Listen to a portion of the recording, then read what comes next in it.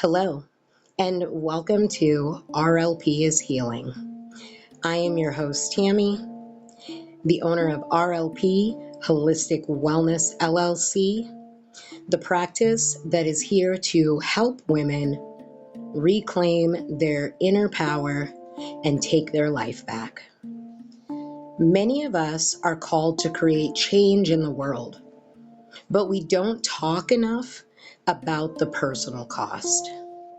Today, we are diving into what happens when burnout hits and how we can reclaim our energy, our sovereignty, and our inner peace. In this episode, you will hear Missy talk about how she went from burnout to sovereignty.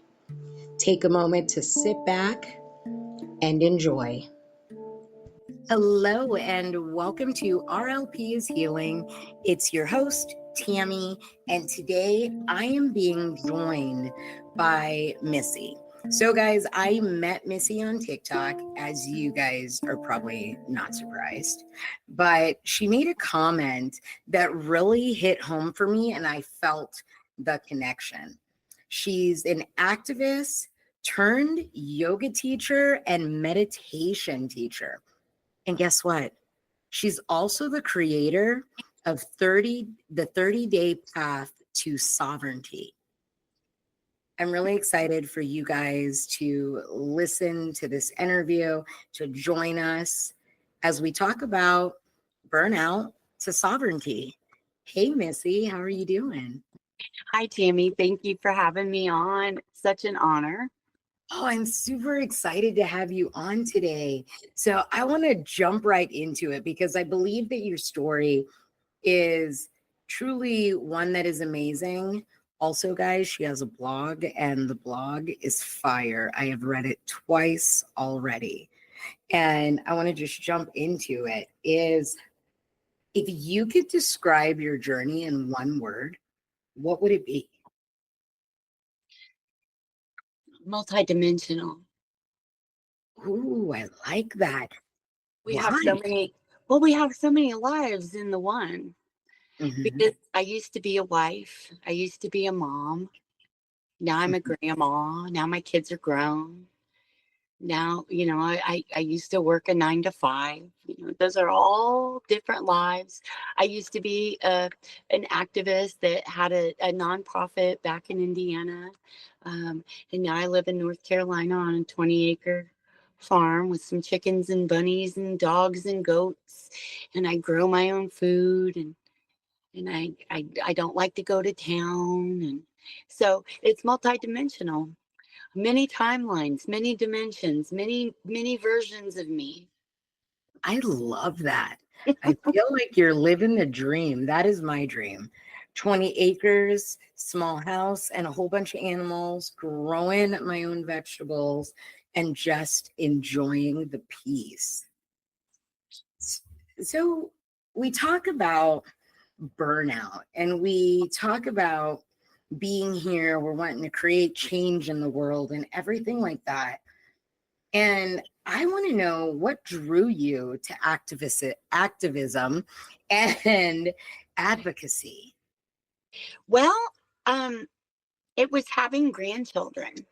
So as a parent, a very busy parent, I was very busy, with work and putting food on the table. They love to keep you busy like that so that you're not really paying attention to what's going on out there. Mm-hmm. So like I just pretty much was naive as a parent. I did everything that was recommended, everything that everybody said to do, go to well child appointments, all of these things that parents are supposed to do, have a minivan, sign them up for extracurriculars, go to church, Boy Scouts, Girl Scouts, whatever, and make sure they're clean and help them with their homework, all of those things. And so I wasn't really, aware of everything out in the world. I was very busy just being a mom and going to work and doing all those things. But when I had kids, they would stay home and babysat them. For my oldest daughter, I began to see that you learn, the older you get, the more mistakes that you make against your gut instinct, and trusting people blindly, because they would never do that. Um, I learned some things, and I heard about this little girl in my state who had a seizure disorder, and this was back before CBD was legal to use in a lot of states. And um, their little baby was 2 years old, and she had seizures, and they were treating her with a CBD Charlotte's Web strain, and Mhm. the hospital, actually the law was ambiguous. It wasn't illegal, but it wasn't legal, and they just wanted to, they didn't like it. The hospital just didn't like it. It was more of a holistic, it wasn't recognized as like best practice, I would say. So this is kind of how I just got involved, because the hospital wanted to tell the parents what they had to do. And they called DCS, CPS got involved, and they wanted to tell them that they had to give this child a certain medication, and then give their baby blood draws every week to prove they were given the medication. And it was just overreach, and it was just too much. And Oh, wow. yeah, so what I established in Indiana was a nonprofit organization called Indiana for Medical Freedom, and we would advocate for medical freedom in the state of Indiana. Free from coercion, like you have to do this or you can't do that. Doctors saying, I mean, I myself, I didn't really want to do a mammogram. I just wanted an ultrasound, and they're like, yeah, we'll give you an ultrasound if you get a mammogram. I mean, that's like coercion. Oh, wow. Have you ever been told? Jeez. Yeah, and I don't really think that a lot of people know about it, but a lot of people do know about it. And so I don't, and a lot of it is controversial because a lot of people don't think twice. They're just like, yeah, okay, let me go do what the doctor said. Mhm. Let me just go get in line and do that. And uh, I was more of the thought that my body, my choice, Mhm. uh, you know, meant something, especially the bodies of my children. Like, are those not my children, or are those the state's children? Yep, and So that's a it's, problem in the US now. Like, still a problem in the US that parents are facing. Doctors are saying, "I know what's best for your child." And yeah. they're never even with your child, maybe like what, 30 minutes once a month, once And, every two?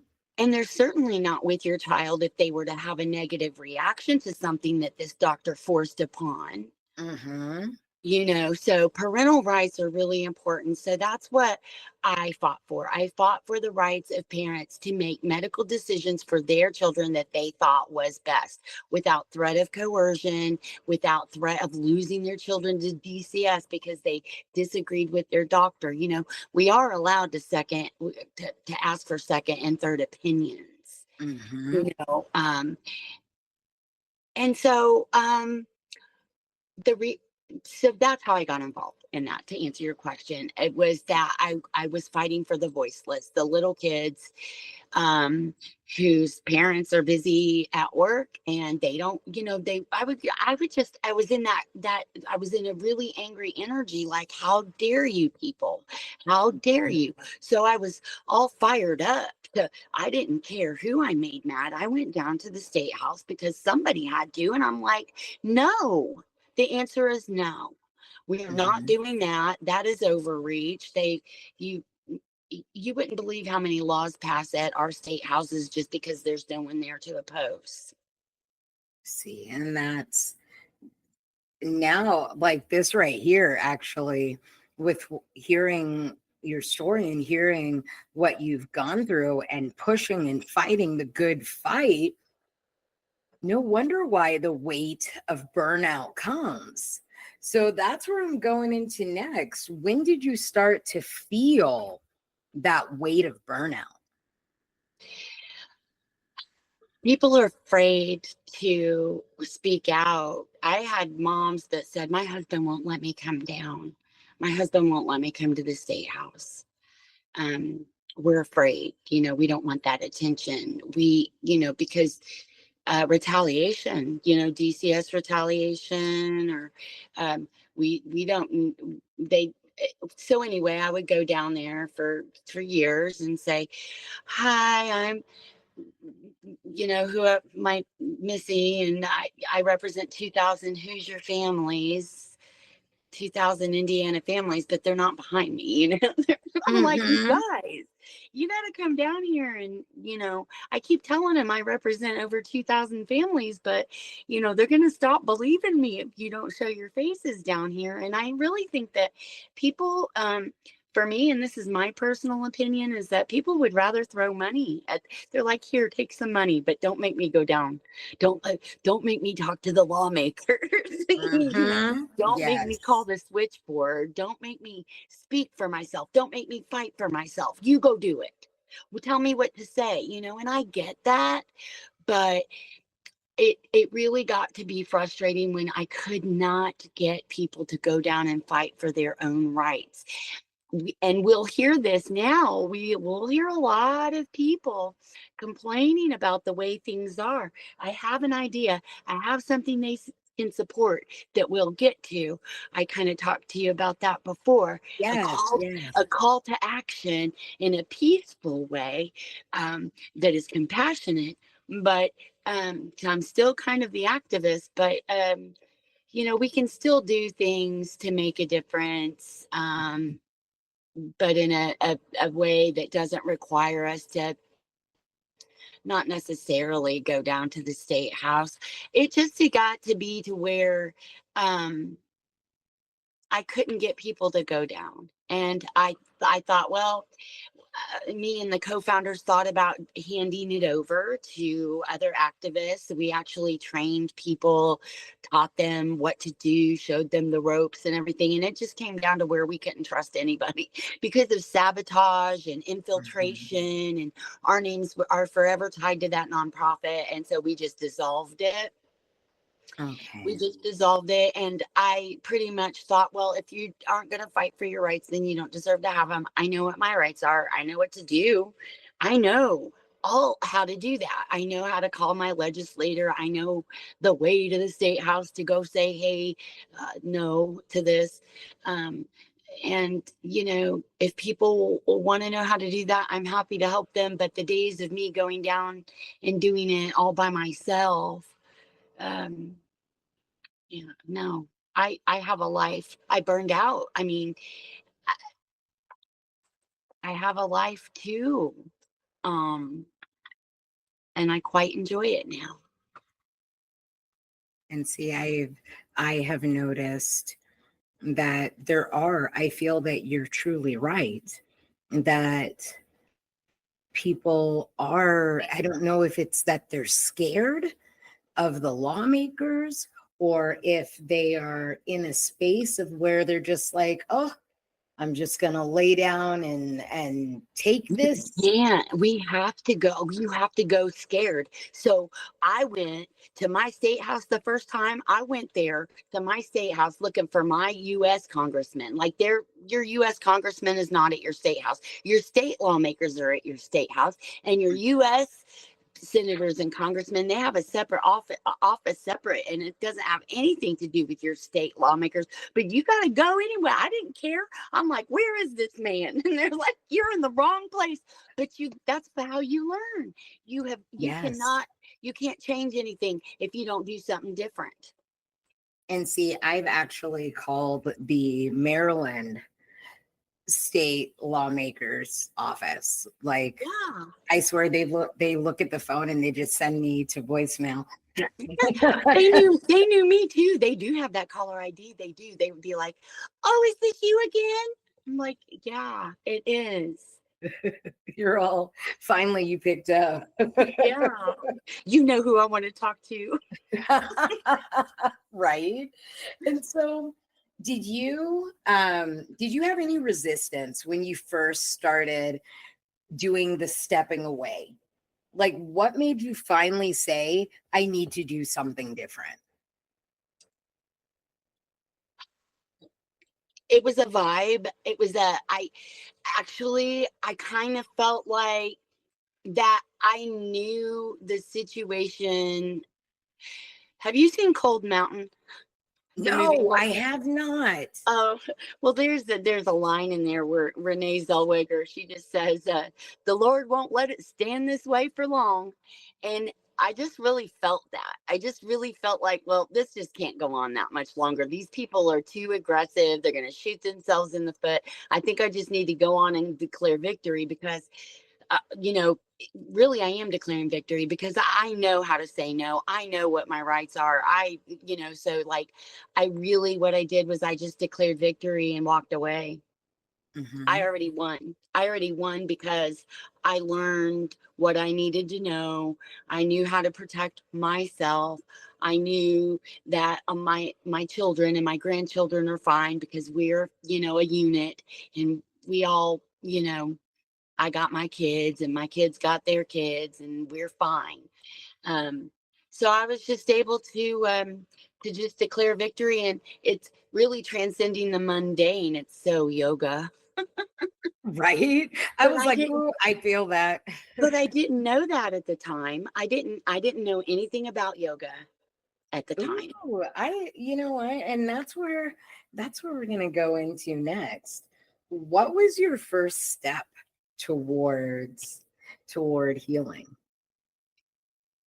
Walking away from activism, because it truly is a rigged system, politics, or it's been going on a long time.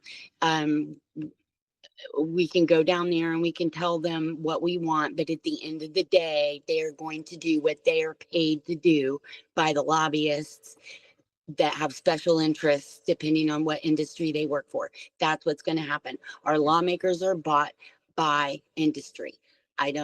You can pick an industry, name an industry.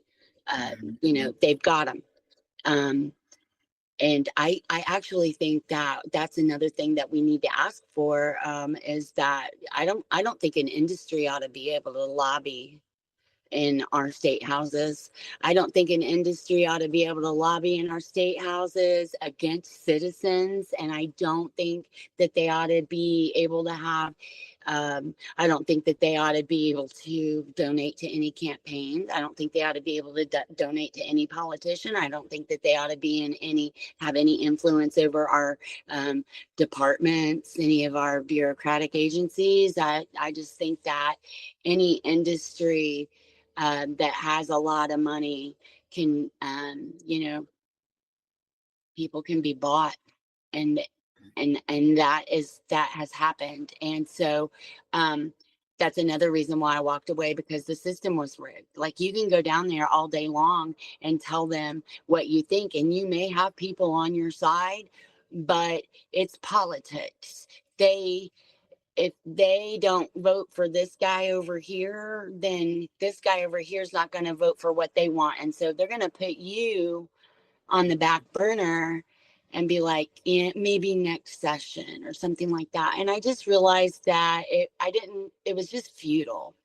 I mean, there's really just so much that you can do. So my healing started with walking away from that entirely, being completely done with it. And then COVID hit. And so we were all on lockdown, and I went positive vibes only. I signed up for yoga teacher training because I saw that teacher school my school on Instagram, and I'm like, is this legit? Because I couldn't believe, because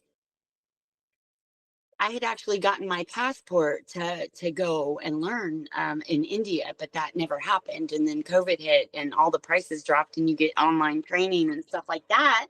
And so I signed up, and I spent 15 months in solitude.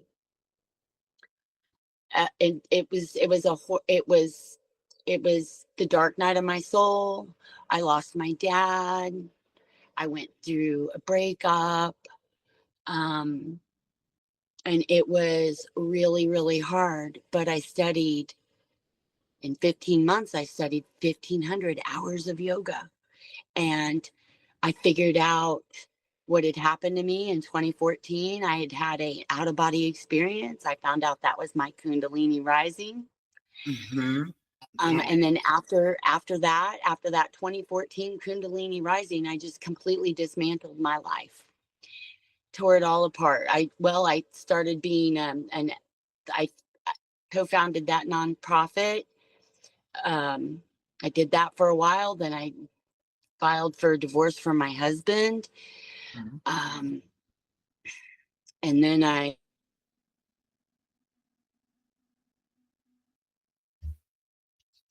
and you don't have a solid, steady foundation, and you're a wreck, and your life is a wreck, and nothing is, then you just, what I did was I dismantled everything that wasn't in alignment, and I just rebuilt. And so basically that's what I've been doing since you asked me when I started following your blog, I started following you on TikTok during that time, it must have been like 2020, 2021, something like that. 2022, maybe. It was during that time that I was going through all of that. I don't know why I decided to sign up for TikTok, but I did. And then I deleted it. And now I'm back on it. And it's been a journey. But you know, the one thing that I would like to say with it being the journey, I have found, you know, in the beginning, I was like, oh, this is just so rough and this is so hard and da da da. But I found that when you're aligned in your purpose, the journey doesn't feel so bad. Like I lost I don't know. I was not aligned with my purpose. I was just I don't know why I was taking yoga. This is mystical. Ooh, I don't know why I wanted to take. I knew that if I could I knew that I wanted to practice yoga, but I didn't want to go anywhere and be vulnerable in front of people. Mm-hmm. And I thought that if I could learn how to teach yoga, I could teach it to myself. See, and I love that. Love that. And so that's what I did. And so it wasn't like I was necessarily aligned. I was just doing the work because my teacher was like, do this. And I'm like, okay, I'm going to do it. Because I was literally hanging on for dear life. Yes. I mean, you know, when you lay down and you want to die, but you don't die, like your heart just keeps beating and there's and you're like, what do why you are do? you still doing this? Why are you still going through this process? Right. Turns out you can't just lay down and die. So I was hanging on to every practice he gave me. My teacher is phenomenal. I can't even compete with the classes that I took. So I sell the classes that I took on my website. I mean, you don't have to, you can cut this out of the whatever. I'm not plugging myself or anything. It's just that No, please do. I on my website, I do sell the very courses that I took through that time. I was one of the first 2,000 students, and this man is a genius. I don't know what happened. He is enlightened. But he went out to the, I don't know where he got the idea to do this, but he's a genius. So he created this yoga school. We have now over 60,000 students. It's the curriculum is so comprehensive. I'm learning. So I'm still learning. I'm still in classes. I'm not done. Right now I'm studying yoga therapy. I'm studying Ayurveda. I'm studying lots of things. So, and I sell the courses also because I can't do better. I did create the 30-day path to sovereignty. Yes, and Did do let's that. talk about that. Yeah. What inspired you to create this program? Well, because you have to have a very strong daily in order to stop doing a thing. You have to not just stop doing a thing, but start doing another thing. And the best way to do that is to have a daily practice. In yoga, we call it a sadhana, a daily sadhana. And so just a daily practice every day that, and you get to create it, but it is for you, for your self-development, your self-improvement, for we my teacher explained the Japanese art of kaizen, which is just the practice of improving 1%. Just if today I can just do one thing to make things 1% better, then that's what I'm gonna do. And so that's what I do. Kind of. I love that though. I talk about when I talk about doing like a meditation practice, I tell people, I tell my students, it's a practice. It is Yeah. something that develops over time. So when you first start, it's not gonna be like this. You may not have this moment of, oh my goodness, the stars, the skies, everything moved in a light, and I talked to the universe. Well, Guess what? yeah. You're not getting it, guys. You're not gonna have that right away. But if you do, like, that's You fucking awesome. might. Everybody's different. Everybody has Yes. their own experiences. Like, and so my teacher wouldn't even let us talk about it. He'd just be like, "That's great," He'd just be like, "Okay," because everybody is going to see things differently in their own inner, Yes. their inner, you know. I may see an angel, you may see a dragon. Somebody, you know what I mean? Right. And So that's the thing. It's the practice. It It is and the right. And practice. yeah, and so that's what you do. You put in the little elements into your daily Mhm. practice that are going to get you to where you want to be. So if it's like, okay, I'm going to do 12 rounds of the sun salutations, and I'm going to do 20 minutes of breath work, and then I'm going to meditate for 15 minutes, or I'm just going to count my breath, or I'm just going to. So the 30 days to sovereign, I've actually got lots of courses up here, and it's always going to be 30 days to whatever, because that's how you create new neural pathways. You, by doing a thing for 30 days or so, 30, 45 days, if you do this every single day, it becomes a habit. So that's why I thought 30 days to sovereignty. If people dedicate time each day for 30 days to get themselves out of the burnout and into the contented peacefulness of their own inner stillness, then they will be much happier at the end of those 30 days, and they may be able to go fight another day. I love that. So how does it help people step into to sovereignty and prevent burnout?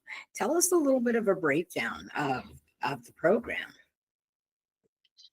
Well, every day you take control of. There's certain practices that you take advantage of every single day to take control. Like, for example, one of the practices, 24-day detox. So no fighting with people on social media about your cause, no news, no news consumption. Mm-hmm. So I mean, how many times can we fast in a month from doing that? How many 24-hour, increments can we work in? Can we do that once? How many times a week?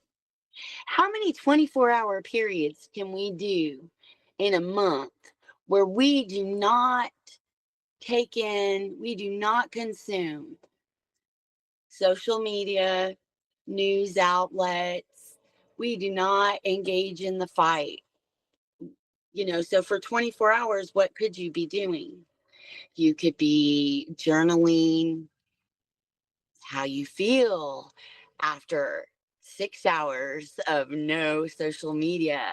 How do how, and then as you go through the program and you're journaling all along, you get to go through and you get to see, how do I feel after these 3 weeks? You know, you can write about where you are at the beginning, and then you do all the practices, whether it's just I did record a yoga nidra, and I put that in there that you can just lie down and listen and be guided to just let it go.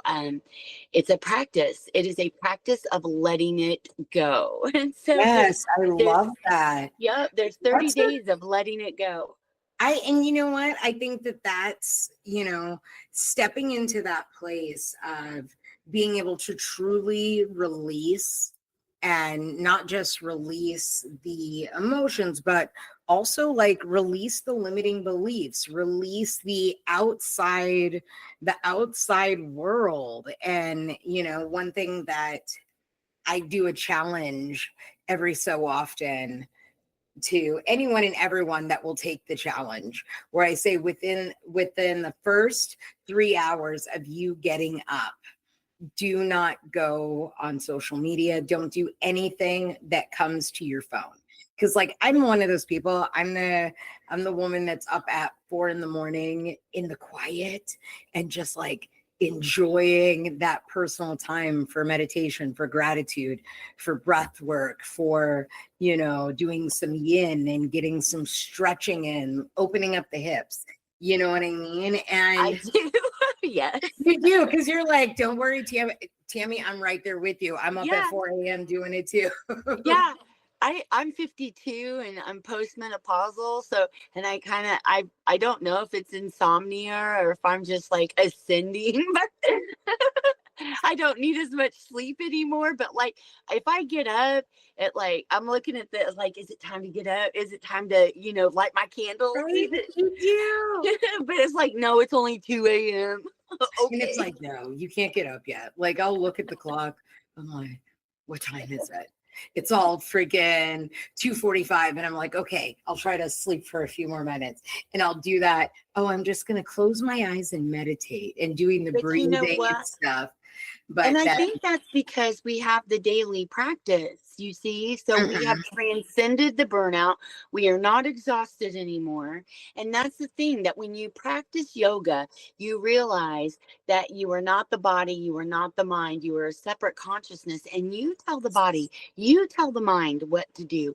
And so that's how you're able to, I can give you a 30-day practice to anything, and you will be sovereign because you have taken control of your avatar. You've taken control. yes. Yeah. I love that. I have not met anyone else that has agreed with me on that. Like I tell people, like my meat suit, my avatar is 42 years old, but my soul, all of our souls have been here for hundreds and thousands of years, taking on different avatars, so to speak, moving in different ways. And I've been on this kick lately, and listening to some videos. I'm going to talk about them on TikTok today. There's this one that I've been listening to, that you are not you. And it's like when you close your eyes and close your mouth, and then on the count of 3, say happiness without moving your lips and just in your mind. Who said that? And that's KRS-One. KRS-One, that man is a brilliant, brilliant man. I was like, no, I mean, who said happiness? Rapper. Who said happiness? Right? And there's that thing. We are the soul watching our avatar. We tell our avatar, we tell it what to, hey, it's like that thing of, you're going to move your hand. Well, you already knew you were going, your body, your soul already knew you were going to move your hand before you decided to do it. We are not the ones that are in control, but yet we are in this space of like, we feel that we control everything. And that, oh my gosh, it is so, not only that, not only do we think we have so much control, but we also think we know everything. We think we have it on lock, and we don't know. The more I learn, the less I know. And I will just say that, like, I don't know. I love saying I don't know. I don't know. I don't know, because we don't know. We just don't know. Like the comment, like you said, like I said, I was a poor white girl that went to inner city schools in Indianapolis, public schools in Indianapolis in the 80s, a poor white girl. You can't tell me it's not a class war. A lot of what I hear people when they're saying that they were saying it's racism, a lot of what people describe as racism, I felt it's a class war. It's against the poor. It's not because, yes, it might be because the color of your skin and you're poor, but it could be because I have blonde hair and I'm poor. You know what I mean? I also felt like that. I feel a lot of the ways that people say they felt, but I'm like, but I'm not black. But I'm not black, but I felt that way. So it had to be because I was poor. And that's why I say you can't tell me it's a class war. But then I will tell you also, I don't know. Because, if anybody's read the Four Agreements, how it says that everybody is having their own experience, and everybody is looking through their own lenses. And so that's why I will never die on a hill again, because like all things are true. Everybody's validated. Everybody. Yes, I agree with you. I also read the Four Agreements. Love the author. Love his son. They've written some amazing books. Guys, if you ever get a chance, read the Four Agreements. One of my favorite of the Four Agreements is don't take anything personally. Wow. I truly, for myself, and I feel like what you said, going back to the Four Agreements, in that sense of that everybody's experience is their experience. Everybody's experience is valid. Everybody has that. This is, we are one. We're all suffering. We are one. We are one with the universe. And nobody escapes suffering. Mm-mm. None of us. It's like we are all here. We are all suffering. And it's really not a competition. It's not. Nobody is. Suffering is suffering. Mm-hmm. And I would never say that mine was more important than anyone else's. Same. That's how I feel. I feel that we're all suffering, and what I can do, that I don't really even know what I can do other than offer a loving kindness, compassion. Yeah. And offer, joy and understanding. Yeah. With non-judgment. Yeah. And plant seeds and offer, so my blog, you read one of my blog posts, but I've got lots of different things out there to read that I've written about. And my intention with that was just to put it out there, because nobody's knocking on my door going, "Hey, Missy, what do you got to teach me today?" So I figured, well, let me just put, as it comes to me, I'm going to write about it. I'm going to put it out there on my blog for whoever. It'll be like timeless. Like the tarot readers go on TikTok. This is a timeless message. Well, this is I have a timeless lesson for you, and it's out on my blog post. Just pick any one of them. I love that. You know what? That one in particular hit me. And I'm going to tell the listeners why it hit me in just a second, because I want to ask you, what is something the listeners can do to begin reclaiming their energy?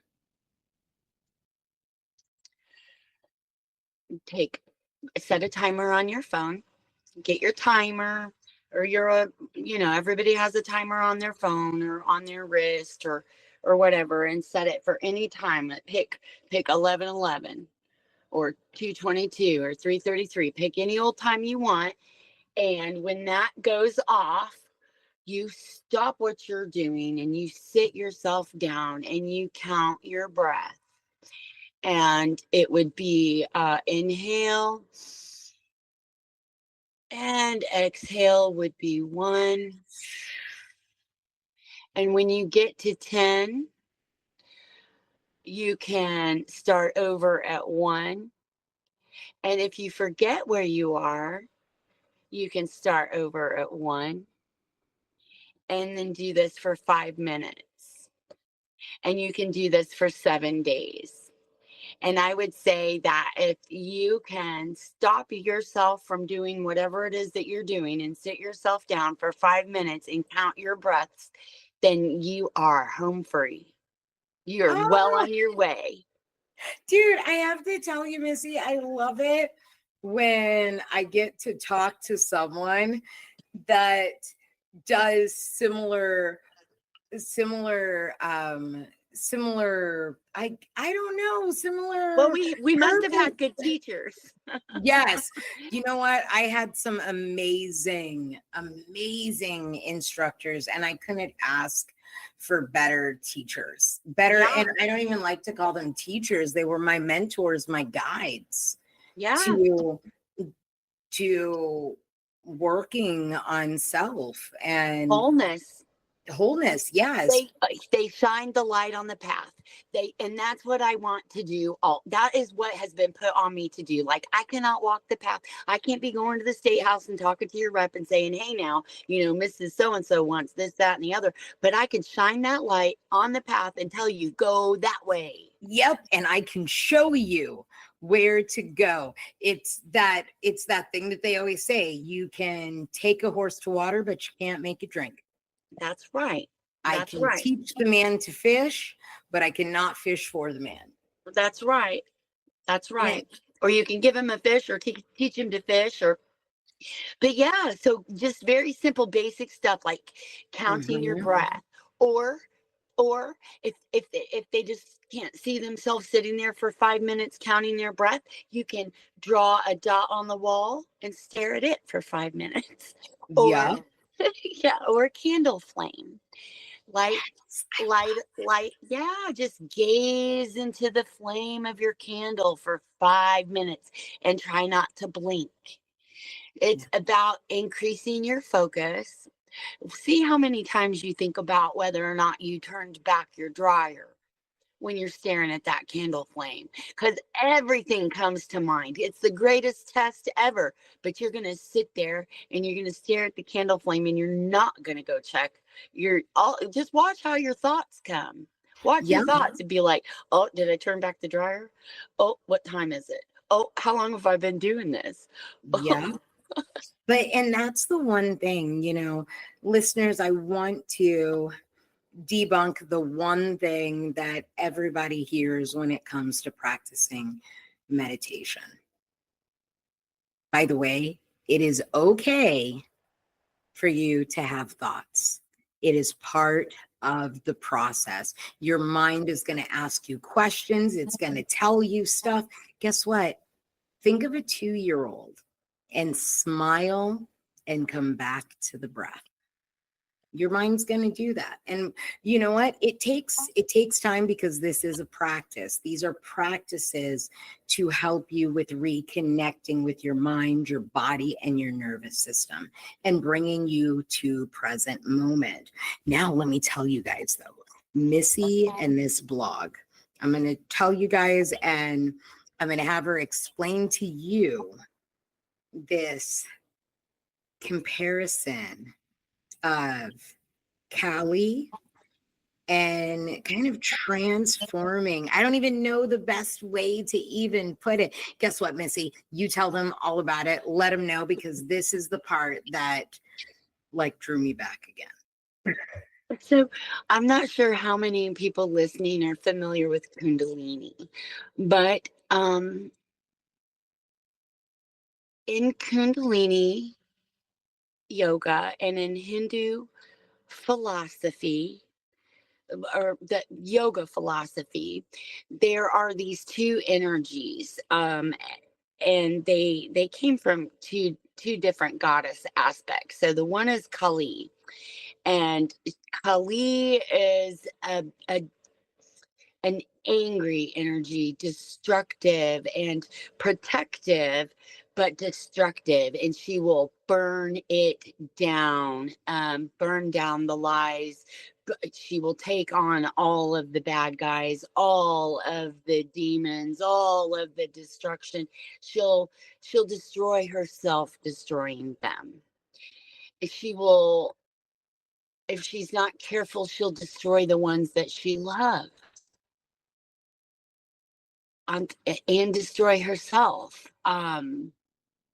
This energy is strong, and it is necessary because we do need those warrior goddesses out there that are willing to burn it to the ground. But we have to save ourselves, and that's where the Durga energy comes in. She's just as wild. I mean, she swung the sword, she did the destruction, but she transcended it, and she more calmly now, instead of wildly wielding the sword, she just has to hold it now. Or maybe she just carries it sheathed on her hip to pull out whenever she needs it. You know, she's been there, she's done the fighting, and she's moved beyond it because she knows she doesn't need to be destructive anymore, and she has moved on into she's given up the fight and moved on to creation. And now she's creating something new, to replace what, or to just create something new to be better. Sometimes we don't have control over what the powers that be are doing. And that is where, instead of reacting in anger, we need to be a calm, creative presence that can build something brand new right alongside the old. I'm multidimensional, like I said, it's been multidimensional. We can build new things that run right alongside of the old. A lot, there are hundreds of paths up the mountain. I mean, there's a lot of Dolores Cannon people out there where they talk about new earth, new earth. That is what it is. It's creating something new that runs right alongside the old, something better, something new, something, that it's not necessarily like a whole new brand new earth. It's just a new way of being. It's another layer, it's another dimension. And instead of being destructive, instead of fighting, we are going to own that we can control ourselves, and we are going to create something wonderful and beautiful with loving kindness intentions. And we are going to build something that fosters compassion for all, recognizes all suffering, recognizes all humans as valid. I had a quote. It was the Desmond Tutu quote. It is that we can be human. The only thing that we can do is be human together. Yes. Like my destiny is bound up in yours. And that we can only just be human together. Yes. And so we've all seen what war does, and we've all seen what fighting does, and I really believe that the answer is love. I really believe that the answer is peace. And I know that a lot of other people believe that too. And so I just want to offer an idea or a solution. And we talked about that solution and talked about this offering of information.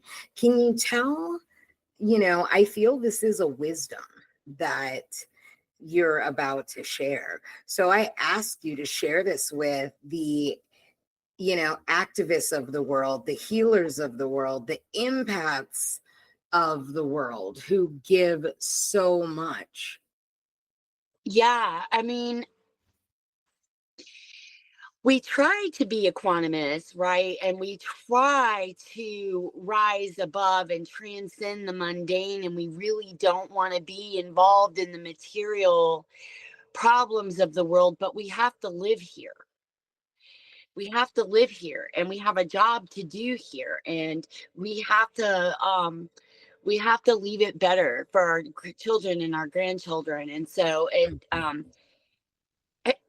I I have moved from the destructive, like I'm not storming the state house going, hey, no, not joining rallies. It's more of a just but I realized when I thought of this idea, I thought, oh, look, you're still an activist. You really didn't walk away, did you? Well, I mean, I kind of did, but this is still a really good idea. I don't really want to be a leader. I don't want to lead a movement. I'm not doing that. But this is a good idea. And if people want to support it, they can support it. So I was made aware of an open source forum called Policies for the People. It's policies4thepeople.org, I believe. And anybody can go out there and write down an idea that they have for different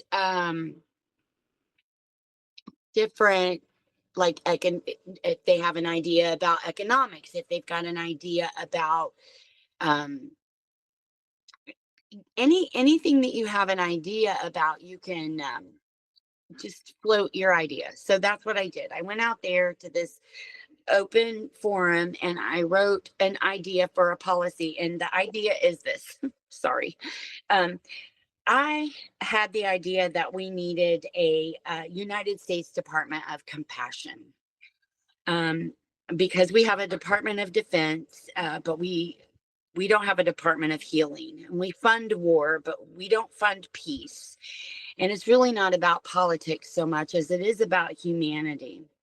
So what is the Department of Compassion? It would be a government institution dedicated to unity, ethics, and human dignity.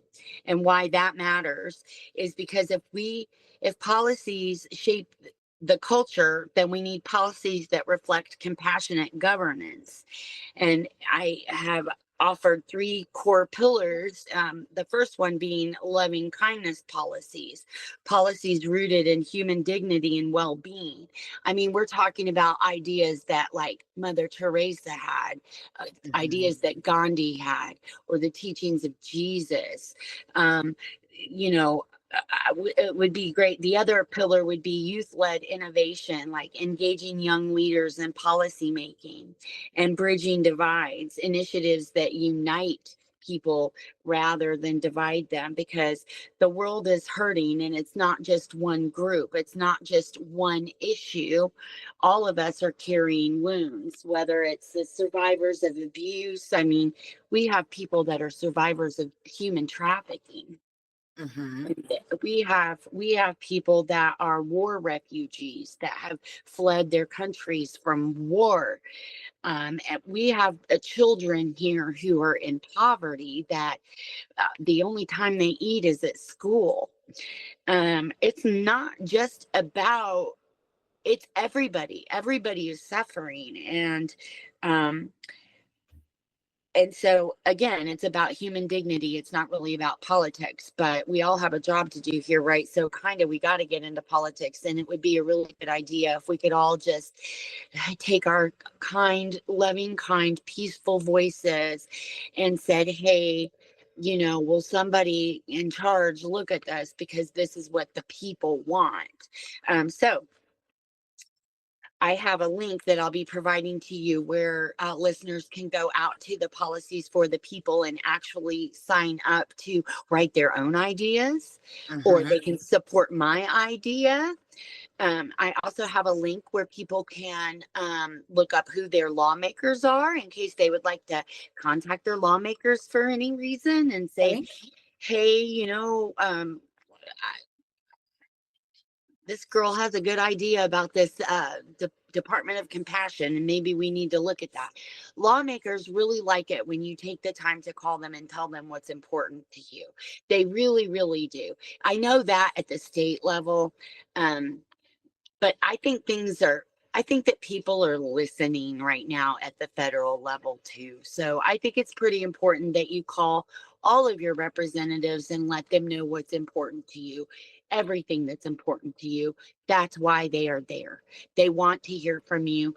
They love your homemade signs. They love it when you take your kids out of school and go to the state house to talk to your lawmakers and to meet with them. I'm not trying to rally the troops or anything like that, or full-blown activism again, but there are people that are listening that might want to know what that's like. And like I said, I did it scared. I went to the wrong place looking for the wrong guy, but you learn. That is so true. I really, Missy, this has been an amazing experience to talk with you and actually get to connect with you. And people, this is listeners. This is one thing that I try to recommend and I try to put out there, that if you feel, there's no reason to react in anger, you know. I will tell you that the old me, the old version of me, would have read Missy's comment and been like, what are you talking about? But then I realized in when I read it, and I was like, oh, maybe I'm going to need to make a response video. So I made a response video, and that video expanded to something even more, to where I was finally able to talk about a view that I have, which is that we all have been stripped of our culture in the United States. If you are on TikTok, you can go check out RLP Healing Tammy, or Tammy RLP. And also too, Missy, where can they find you social wise? Where can you be found on social media? Okay. Well, first of all, Tammy, thank you for having me on. It has been an extreme honor. I mean, you say it's been a privilege, but I feel privileged. So thank you. Yes. Thank you so much. And just to be heard is nice. So thank you. But anybody can find my website. It's miyogini.yoga. And me yogini is a sutra. It's me, M-I for Missy, and then yogini, which is just a female yogi. So it's miyogini.yoga. And so that's my website. You can buy courses. There's teacher training out there of all kinds. I've got lots of courses through my school. They're not my courses. And then under the news tab is all of the blog posts that I've ever written. And then you can always leave a comment on any one of them if you would like to contact me. Or I have a Facebook. It's me Yogini on Facebook. And then on TikTok, I'm Me Yogini on TikTok as well. And so, yeah, I'm pretty easy to get a hold of. And I would be happy to answer any questions about anything. It's not just activism, because like I kind of did give that up. But then I thought about, there's just a lot going on in the world. And I thought, well, somebody needs to say something. So let me just, give this idea. But it's not, if you want to transcend activism, then you can transcend activism and be on the path to peace with my 30-day course that I offer there for free. I mean, because it's just an idea. I mean, it's an idea. You can tailor it however you want to, but yeah, that's out there. And yeah, I'm pretty easy to get a hold of. I like to answer questions. We didn't get to talk about my Kundalini. I had an out-of-body experience. And I floated up above myself. So we'll have to talk. I mean, so I can answer questions about that. Like it took me 7 years to figure out what happened to me. Oh, It took me, yeah.